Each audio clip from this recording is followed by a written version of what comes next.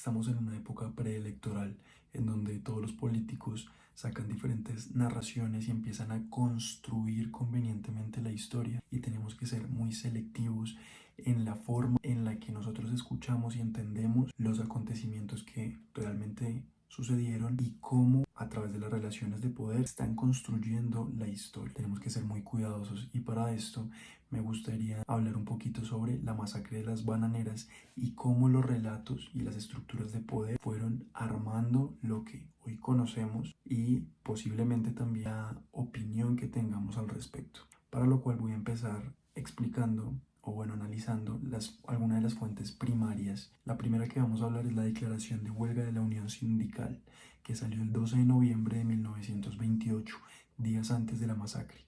Su propósito era defender la legitimidad de la huelga y denunciar los abusos de la United Fruit Company. Busca mostrar a los trabajadores como sujetos de derecho y a la empresa como violadora de la ley, para lo cual cita leyes como la Ley 21 de 1920. Señala enfermedades, hambre y miseria como prueba de su explotación y alega que la United se rehúsa a negociar legalmente. Acá nosotros evidenciamos que presenta la huelga como un acto justo, legal y patriótico frente a un Estado que favorece intereses extranjeros. La narrativa entonces es pro-obrera y antiimperialista. La siguiente fuente, que es el decreto 4 del general Carlos Cortés Vargas, el 6 de diciembre de 1928, justo antes de la masacre, en donde de alguna manera se legitima la militarización y la respuesta contundente del Estado, y criminaliza la huelga para legitimizar el uso justamente de la fuerza. Construye la idea de que los trabajadores no son manifestantes sino delincuentes peligrosos. Y la evidencia que utiliza son afirmaciones de incendios, asesinatos y sabotajes sin pruebas concretas. Invoca a la ley marcial y al deber de restablecer el orden, algo que sigue siendo usado hoy para frenar movilizaciones sociales. Entonces convierte la protesta obrera en un problema de seguridad nacional, asociándola a doctrinas comunistas incluso. La narrativa entonces es pro-Estado y antisindical, orientada a justificar la represión. Luego pasamos a los telegramas del embajador de Estados Unidos días posteriores a la masacre. Acá su propósito era informar a Washington sobre la situación de la huelga y proteger los intereses estadounidenses y de la United Fruit Company. Utilizan reportes directos del gobierno colombiano, testimonios de representantes de la United y observaciones diplomáticas. El telegrama de enero, y esto es muy importante, afirma que los muertos superan el millar. Es importante porque esto fue un comunicado oficial de la United, una cifra que funciona de evidencia para estimar cuántos fueron las víctimas de la masacre. Aquí, pues la interpretación antes de la masacre es que presenta la protesta como una amenaza al orden y a ciudadanos estadounidenses, y luego reconoce la magnitud de la violencia estatal, una narrativa diplomática centrada en intereses estratégicos, pero dejando de lado la justicia social. Ahora vamos a analizar dos fuentes importantes. Estas son dos fuentes secundarias que lo que hacen es coger los datos que hay y reinterpretarlos.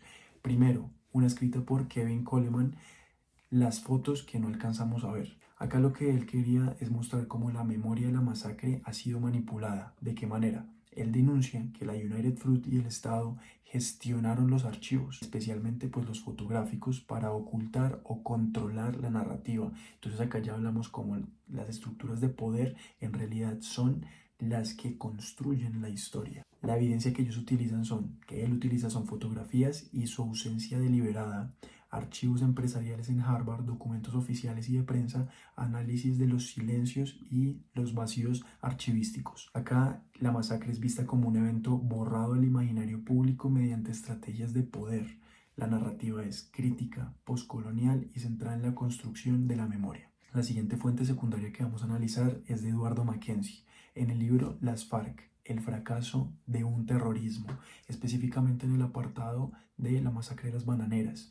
Acá lo que él hace es insertar la huelga y la masacre dentro de una historia larga de comunismo en Colombia, y busca mostrar que la agitación obrera de 1928 fue parte en realidad de una estrategia comunista internacional. Acá él utiliza informes diplomáticos europeos, archivos sobre la internacional comunista, registros de militancia política y una lectura geopolítica retrospectiva. Y claramente minimiza las demandas obreras y enfatiza la influencia externa, ve la masacre como una respuesta estatal a una amenaza subversiva. La narrativa es fuertemente anticomunista y pro-Estado.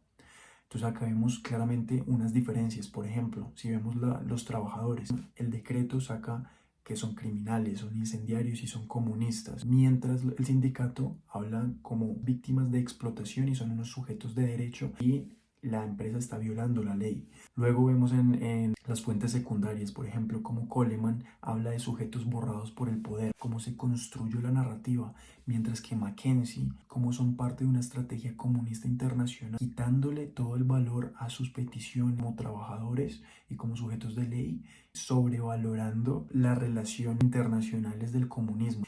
Si hablamos sobre la masacre, vemos que, por ejemplo, el decreto habla de una intervención necesaria para restablecer el orden. Mackenzie, a su vez, habla de un episodio dentro del avance del comunismo, pero lo que Coleman dice es ejemplo de cómo el poder controla el pasado.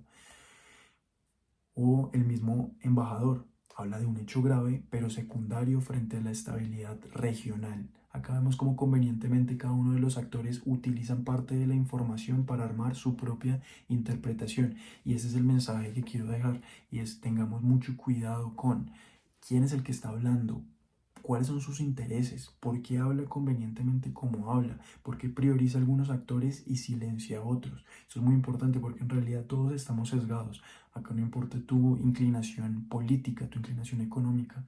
Acá lo único importante es tratar de ser lo más objetivo, reconocer que estamos sesgados y tratar de construir una historia que nos tenga en cuenta a todos. Y de esta manera vamos a poder ser lo más inclusivos posibles, y a la hora de negociar no vamos a invisibilizar a ninguna parte importante. Muchas gracias.